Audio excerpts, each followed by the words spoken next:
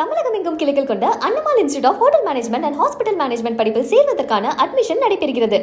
தமிழகத்தின் 31 மாவட்டங்களில் சிறுபான்மையினர் கொடுத்த மனுக்களில் 70% நிறைவேற்றப்பட்டுள்ளதாக மாநில சிறுபான்மையினர் ஆணையர் அருண் தெரிவித்தார்.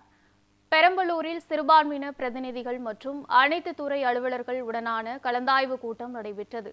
இந்த கூட்டத்தில் கலந்து கொண்ட மாநில சிறுபான்மையினர் ஆணையர் அருண் சிறுபான்மையினருக்கு தமிழக அரசு செய்து வரும் திட்டங்கள் குறித்து எடுத்துரைத்தார். பின்னர் செய்தியாளர்களை சந்தித்து பேசிய அவர் சிறுபான்மையினர் கொடுத்த மனுக்களில் 70% நிறைவேற்றப்பட்டுள்ளதாக கூறினார். கோரிக்கை மனுக்களுக்கு தீர்வை கண்டிருக்கிறோம்.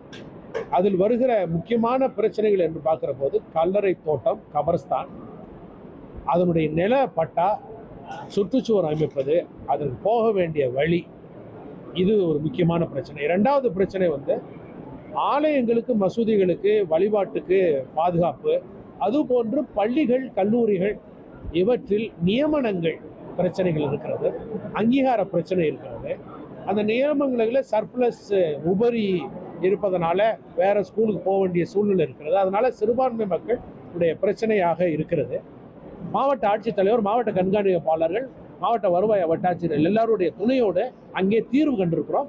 தீர்வு காண பரிந்துரையா வைத்திருக்கிறோம். இதை முடித்துவிட்டு 38 மாவட்டங்கள் முடித்துவிட்டு ஆணையம் அரசுக்கு ஒரு பரிந்துரையாக என்னென்னலாம் சட்ட அளவில் செய்ய வேண்டும், கொள்கை அளவில் என்ன செய்ய வேண்டும் என்கிறது என்பதில் அவர்கிட்ட சமர்ப்பணம்.